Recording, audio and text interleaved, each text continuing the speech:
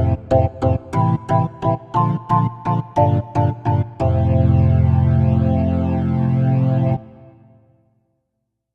my fellow minor league nerds, and welcome to our newest franchise history episode.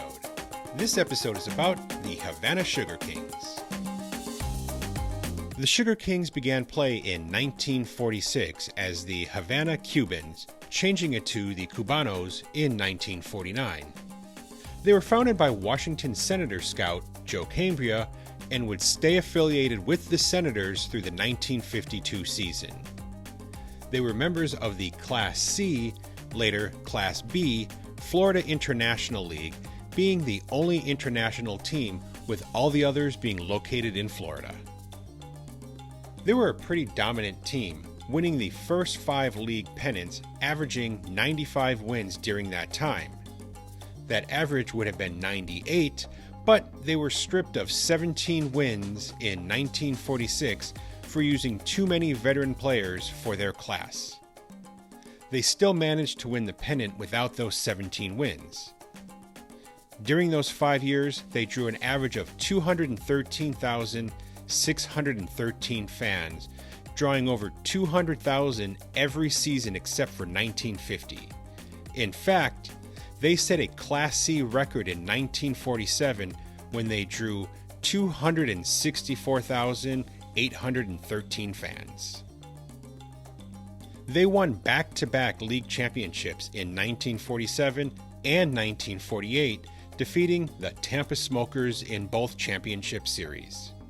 In fact, in 2001, the 1947 team was recognized as one of the best 100 minor league teams of all time, coming in at 95. On May 4th, 1953, the team was purchased for $40,000 by Roberto Bobby Maduro, who had aspirations of bringing a major league team to Havana. After that season, the Springfield Cubs of the International League, who began as the Newark Bears in 1921, folded, being the last International League team to do so. That created an opening in the league that was filled by Maduro's franchise, which he renamed the Sugar Kings. When the team debuted in 1954, their roster was made up of half Cubans and half Americans. Maduro's slogan for the team was "Un paso más y llegamos," or "One more step and we arrive," a reference to his ultimate goal of reaching major league status. He developed a farm system across Latin America, not just seeking out talent from across the island, but also from countries such as Mexico, Nicaragua, and Venezuela. He also sponsored a Cuban equivalent of Little League Baseball, which saw 5,000 kids grow up in the game. In their first season in the International League, they played as an independent, signing an affiliation agreement with the Cincinnati Redlegs for the 1955 season. Attending Sugar Kings games was always entertaining, as games were preceded by live music and colorful pageantries. Like the Cubanos, they played at Gran Estadio de la Habana, now known as Estadio Latinoamericano, for their entire existence. They finished in 5th place in that first season with a 78-77 record, missing the last playoff spot by 1 game. In that season, they drew 295,453 fans, finishing second behind the pennant-winning Toronto Maple Leafs, who drew 408,876. 1955 would see them make the postseason for the first time in the International League when they drew 313,232 fans, again finishing in second in attendance behind the Maple Leafs. They came in 3rd place with an 87-66 record, their best at the AAA level. But they were knocked out of the playoffs in the first round by the Maple Leafs, 4-1. Their next 3 seasons were mediocre as they finished under 500 in all 3, seeing their attendance drop as well, with only 84,320 showing up in 1957. but that number rebounded to 178,340 in 1958. 1959 would be their most successful season. The year began with the ending of the Cuban Revolution, which had begun on July 26, 1953, with Fidel Castro gaining power on January 1st. Many figured that would be the end of the Sugar Kings. However, Castro was a big baseball fan, guaranteed that the Sugar Kings would always have a home in Havana. He even pledged up to $70,000 to support the team to make up for all the lost revenue due to the political situation. He also backed Maduro's goal of bringing a major league team to the island. Preston Gomez, who became the first manager of the San Diego Padres in 1969 and later managed the Houston Astros and the Chicago Cubs, was appointed the team's manager for the season. Younger Cuban players were brought in to replace older favorites. Some of the Cubans brought in include future major leaguers Tony Gonzalez, Leo Cardenas, and Cookie Rojas. Venezuelan Elio Chacon and Americans Jesse Gonder, Larry Novak, and Ted Wien were all on the team. These changes helped increase attendance. A few incidents in the middle of the season reinforced the political concerns regarding the team remaining in Havana. Toward the end of July, the Rochester Red Wings were in town for a weekend series as Cubans were preparing to celebrate the anniversary of the start of the revolution. To begin the weekend, a 2-inning exhibition game was planned prior to Friday night's game, with Fidel Castro leading a team called Los Barbudos, the Bearded Ones. They played a team composed of military police. Castro pitched both innings, throwing 2 strikeouts. The next night's contest on July 25th between the Red Wings and the Sugar Kings ran late. When the clock struck midnight, marking the 6th anniversary of the start of the revolution, people both inside and outside the stadium began celebrating, with some shooting guns into the air. Rochester's player-coach, Frank Verde, was struck by a falling bullet, and Havana's shortstop, Leo Cardenas, was grazed on the shoulder. Thankfully, neither was seriously injured, but Rochester's manager, Cot Deal, who had been ejected earlier in the game, pulled his team from the field with the score tied 4-4, returning to the United States the following day. Sunday's scheduled doubleheader was canceled. Due to Maduro's hard work, the Sugar Kings were able to carry on the rest of the season with their schedule being uninterrupted. They would finish in 3rd place with an 80-73 record, drawing 200,094 fans. The Sugar Kings had a very strong defense that included Cubans Mike Cuellar and Raul Sanchez, as well as Puerto Rican reliever Luis Arroyo. In the postseason, they swept the Columbus Jets in 4 and then went on to defeat the Richmond Virginians 4-2 in the Governor's Cup, qualifying to face the Minneapolis Millers of the American Association in the Junior World Series.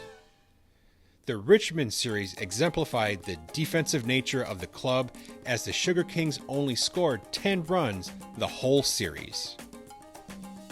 The first 3 games of the Junior World Series were scheduled to be hosted by the Millers, but after a rainout and 2 games being played in front of small crowds at Metropolitan Stadium in Bloomington due to frigid conditions, the decision was made to move the remainder of the series to Gran Estadio de la Habana. The teams arrived on the island on October 2nd to a rousing welcome, but only one team had the expectation of a nation, and they would not be disappointed. Games 3 and 4 went to extra innings and were both won by the Sugar Kings, who went up 3-1. The Millers were a Red Sox affiliate and included a 20-year-old future Hall of Famer named Carl Yastrzemski. Every game had a party-like atmosphere, with the government taking every opportunity to share the spotlight with the Sugar Kings. In Game 3, Castro threw out the ceremonial first pitch, and several heads of state and dignitaries, such as Che Guevara, watched Game 4 from designated box seats. Castro actually sat in the dugout during Game 6, watching the Sugar Kings lose to tie the series up at 3 games apiece. No violence was reported during the series, but Miller's manager, Gene Mauch, and several players reported intimidation and a generalized feeling of unease. Game 7 on October 5th was postponed to the 6th due to rain. An overflowing crowd of 35,000, including members of the inner circle of the government, packed the stadium on the makeup date. The game was an exciting one that saw the Sugar Kings tied up at 2 in the 8th. The bottom of the 9th began with a leadoff walk by pitcher Raul Sanchez, followed up by a sacrifice bunt and a flyout. With 2 outs, the next batter was intentionally walked. Danny Morjon then hit a grounder up the middle, scoring Sanchez and giving the Sugar Kings the Junior World Series title. Fans, soldiers, players poured onto the field with celebrations lasting for hours. Overall, the attendance of this 7-game series was 103,808, with only 3,548 attending the 2 frigid games in Minnesota. Relations between the United States and Cuba deteriorated by early 1960, and the world of baseball was not immune. Jackie Robinson refused to attend an event for black athletes in Cuba. American ball players started returning early from their Cuban Winter League teams, and several Baltimore players refused to go to Cuba, causing the cancellation of a planned exhibition game between the Redlegs and the Orioles. International League President Frank Shaughnessy was solely given the power by the league to remove the Sugar Kings from Havana if necessary. Bobby Maduro worked during the offseason to keep the Sugar Kings in Havana, succeeding as they began the season down in Cuba. External factors, though, worked against him, such as the Cuban government nationalizing parts of the sugar and other industries, and the United States reducing the amount of sugar purchased by the U.S. U.S. Secretary of State at the time, Christian Herter, began putting pressure on MLB Commissioner Ford Frick, who then in turn put pressure on Shaughnessy to take action on the Sugar Kings. The decision was made to move the team out of Havana, citing the emergency situation in Cuba and concerns over the safety and welfare of all personnel involved. The team was notified while in Miami during a series against the Marlins that they would not be returning to Havana, but instead would be relocated to Jersey City, New Jersey. Maduro called the decision completely outrageous and bemoaned its effect on his personal finances and on relations between the baseball communities of the 2 nations.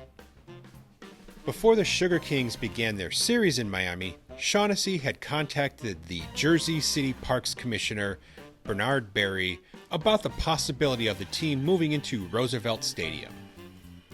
Officials in Jersey City were overjoyed at the thought of a team returning and offered easy access and favorable terms to the stadium, with the transfer being officially announced on July 8th. Sugar Kings players were given the chance to go back to Cuba, gather their families, with the first game of the renamed franchise, the Jersey City Jerseys, taking place on July 15th. Sugar Kings manager Tony Castagno, who replaced Gomez before the season, resigned in protest, and the Cuban government voiced its displeasure. But in the end, all Cuban players on the team made the decision to join them in Jersey City. For Kuki Rojas, it was a simple choice to go with the team. "I wanted to play professional baseball," he later said. "They wouldn't allow professional baseball in Cuba, so I had to stay." He returned to Cuba to collect his pregnant wife and young child and moved to New Jersey, never to return to Cuba. The motorcade that brought the team to Roosevelt Stadium was greeted by overjoyed fans of all backgrounds. Cuban Nap Reyes was appointed the team's new manager. He was unfazed by being denounced by Castro for accepting the job. But as a precaution, extra security was assigned to the team, even with police sitting in the dugout. The Jerseys began in 4th place, but ended the season in 5th, missing the postseason. There was clear concern over the poor attendance the team received in their 2 months in Jersey City. Attendance in 1961 was just as disappointing, despite parking being free for all games. The team only saw 61,940 fans show up, the second worst in the league, only better than the Richmond Virginians. In the middle of May, they were fighting for first place and only saw 1,520 fans show up for a Saturday game. They ended up finishing in 7th place with a 70-82 record. It had long been rumored that the team would move once again. The rumor was confirmed on October 3rd when it was announced that the team would relocate to Jacksonville, Florida, being renamed the Jacksonville Suns. Bobby Maduro retained ownership and the team became affiliated with the Cleveland Indians. Due to the revolution and the move to Jersey City, he suffered severely financially. After the 1965 season, he sold the team. After 7 seasons in the Sunshine State, their new Major League affiliate, the New York Mets, moved them to Portsmouth, Virginia, where they became the Tidewater Tides, and are today known as the Norfolk Tides. My fellow minor league nerds, that'll do it for this episode. If you could do us a favor, please like and subscribe to the YouTube channel, as not only will that notify you every time an episode is uploaded, it will also help us out with the algorithm. If you listen by podcasts, please rate and review the show on the platform of your choice, as that will also help us out. Until next time, stay safe, and remember to never stop supporting minor league baseball, and never stop learning about minor league baseball history.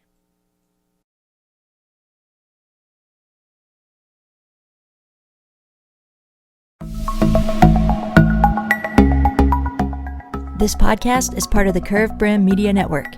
Here are some of the other members of Curved Brim Media. Hi, this is Ed Rivera of the Dad Hat Chronicles. Join me as I interview people just like you and players, coaches, GMs on the path that led you to become a fan of the sport. I'm Paul Caputo, and on the Baseball by Design podcast, I talk to minor league baseball teams, designers, and other super interesting people about what these minor league baseball logos mean, and I talk a little bit about ice cream helmets. What's up, Bucketheads? I'm Anna DiTomaso, and each week on the Baseball Bucket List podcast, I speak with a different fan about their favorite baseball memories, what the game means to them, and what's left to check off on their baseball bucket list. Hey everyone, it's Eric from the great state of Kansas. This is Johnny from the New Orleans Baby Cakes Memorial Museum. And we are the Earn Fun Average podcast, where we talk to a variety of guests about their love of baseball and have fun doing it. America, lower your standards. Average is what we do best. This is Patrick and Corey of BaseballMapper.com, and we have made an interactive map to help highlight all baseball teams from the majors down to collegiate summer leagues. We want to bring you closer to baseball, so get on the site and find a team near you today. Hey guys, this is Patrick Larson from the Minor League Baseball Hat History Series, and in every episode I go through the history of minor league teams through my personal collection of hats. You can find me on Twitter at PatLarson1. I hope you guys enjoy. Learn more about Curved Brim Media at curvedbrimmedia.com.